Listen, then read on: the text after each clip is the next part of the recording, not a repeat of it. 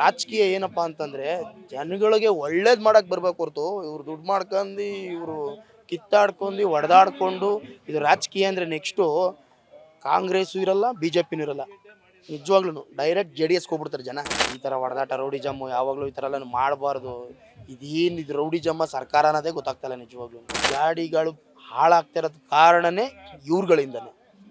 Road ಸರಿ ಮಾಡಿದ್ರೆ 1,000 ಜಾಸ್ತಿ ಮಾಡಿಸ್ಕೊಳ್ಳಿ ಬಿಡಿ, ರೋಡ್ ಟ್ಯಾಕ್ಸು 1,000 ಜಾಸ್ತಿ ಕಟ್ಸ್ಕೊಳ್ಳಿ, ರೋಡ್ ನೀಟಾಗಿ ರೆಡಿ ಮಾಡಲಿ. ಈ ಥರ ಕಿತ್ತಾಡ್ಕೊಂಡು ಹಿಂಗೆ ಹೊಡೆದಾಡ್ಕೊಂಡಿದ್ರೆ ಜನಕ್ಕೂ ತೊಂದರೆ, ಅವರಿಂದ ನಮಗೂ ಏನೂ ಆಗಲ್ಲ, ಅವ್ರಿಗೂ ಏನು ಅವ್ರವ್ರ ಬೆಳೆಗಳು ಅವ್ರು ಬೇಯಿಸ್ಕೊಂತಾರೆ.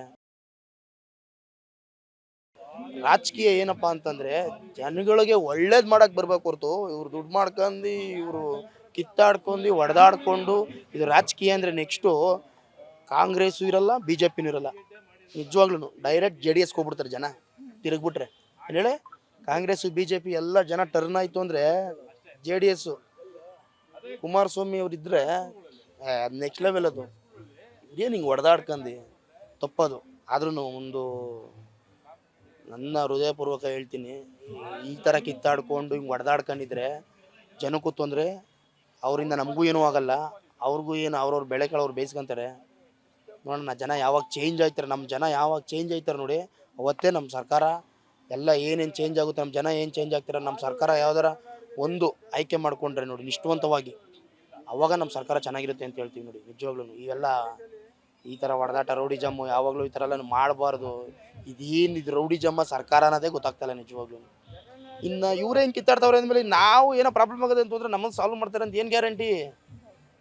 ತಪ್ಪು ಮೇಡಮ್ ಅವರೇ, ಭಾಳ ತಪ್ಪು. ಡೆವಲಪ್ಮೆಂಟ್ಸ್ ಇದೆ ಅಂತ ಅನಿಸ್ತಿದೆ ನಮ್ಮ ರಾಜ್ಯದಲ್ಲಿ. ಮೇಡಮ್ ನಿಜವಾಗ್ಲೂ ಹೇಳೋಕ್ಕೆ ಒಂಥರ ಬೇಜಾರಾಗುತ್ತೆ. ಡೆವಲಪ್ಮೆಂಟ್ ಏನು ಮೇಡಮ್ ಅವರೇ, ಈ ರೋಡೇ ತಗೊಳ್ಳಿ, ಮುಂದ್ಗಡೆ ರೋಡೇ ತಗೊಳ್ಳಿ, ಯಾವ ರೋಡ್ ತಗೊತೀರಾ ನೀವು? ಯಾವ ರೋಡ್ ತಗೋತೀವಿ? ಯಾವ ರೋಡ್ ಇಲ್ಲ ಹೇಳಿ, ನಾನು ಹೇಳ್ತೀನಿ.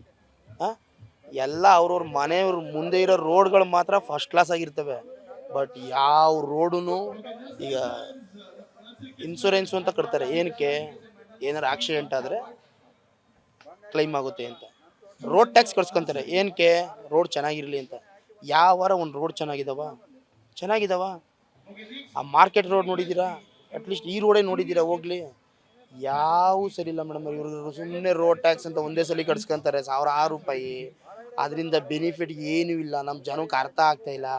ಫಸ್ಟ್ ಆಫ್ ಆಲ್ ಗಾಡಿಗಳು ಹಾಳಾಗ್ತಿರೋದು ಕಾರಣನೇ ಇವ್ರುಗಳಿಂದನೇ. ರೋಡ್ ಸರಿ ಮಾಡಿದ್ರೆ 1,000 ಜಾಸ್ತಿ ಮಾಡಿಸ್ಕೊಳ್ಳಿ ಬಿಡಿ, ರೋಡ್ ಟ್ಯಾಕ್ಸು 1,000 ಜಾಸ್ತಿ ಕಟ್ಸ್ಕೊಳ್ಳಿ, ರೋಡ್ ನೀಟಾಗಿ ರೆಡಿ ಮಾಡಲಿ. ₹1,000 ಒಂದು ಗುಂಡಿ ಹೋಯ್ತು ಅಂದರೆ ಕಾರು ಮಡ್ಗಾಡು ಟೈರು ಅನ್ಕೊಳೋದು 10,000 20,000 ಕಟ್ಬೇಕು ನಾವು, ಕಾರ್ ಬಂಡವಾಳ ಹಾಕಿರೋರು. ಇವರು ಆಗಲಿ ಅಂತಲೇ ಕಾಯ್ಕೊಂಡು ಕೂತವ್ರೇನೋ ಈ ಥರ.